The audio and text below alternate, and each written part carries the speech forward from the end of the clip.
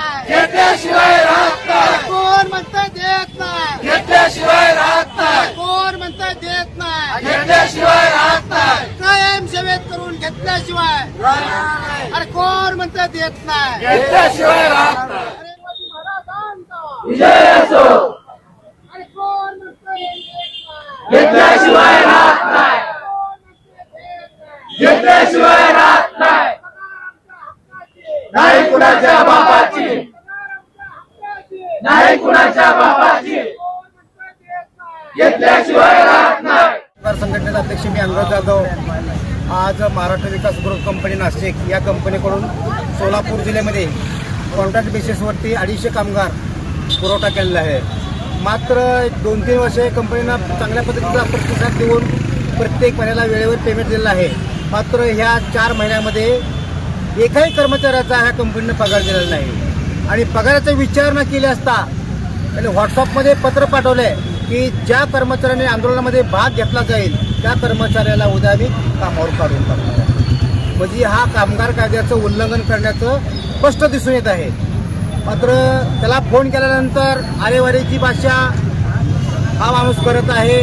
कोण काय करतंय, मी राजकीय पुढाऱ्याच्या पाठीशी माझ्या आहे, कंपनीच्या पाठीशी राजकीय पुढारी आहेत, त्यामुळे मी कोणाला जो म्हणत नाही तुम्हाला काय आंदोलन करायचं ते करा, मी पगार पाठवत नाही.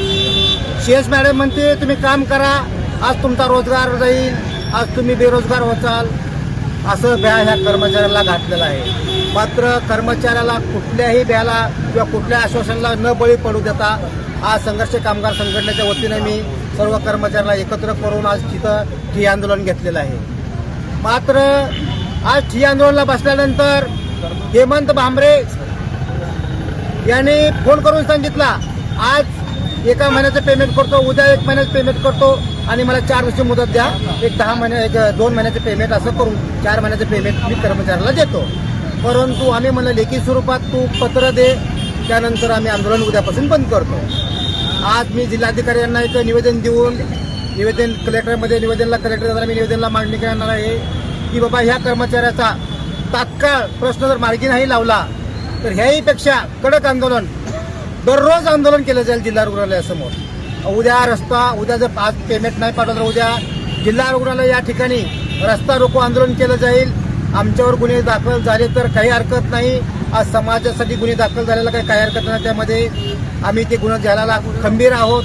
मात्र माझ्या कर्मचाऱ्यांना जोपर्यंत कायम सेवेत करून घेत नाही तोपर्यंत हा लढा आम्ही न्यायालयीन लढा हा लढलाच जाईल आणि कर्मचाऱ्याला न्याय द्यायचं काम ही संघर्ष कामगार संघटना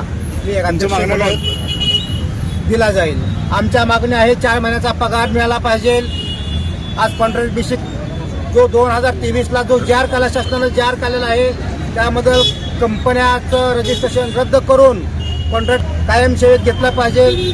आज जुन्या सिव्हिलमध्ये त्यांनी मस्के सरांनी एक परिपत्रक काढलं होतं की त्यामध्ये कामगार भरतीचं काढलं होतं. मात्र हनीफ मुश्रीफ साहेबांनी आम्ही भेट घेऊन तिथलीही परीक्षा आम्ही रद्द केली आहे.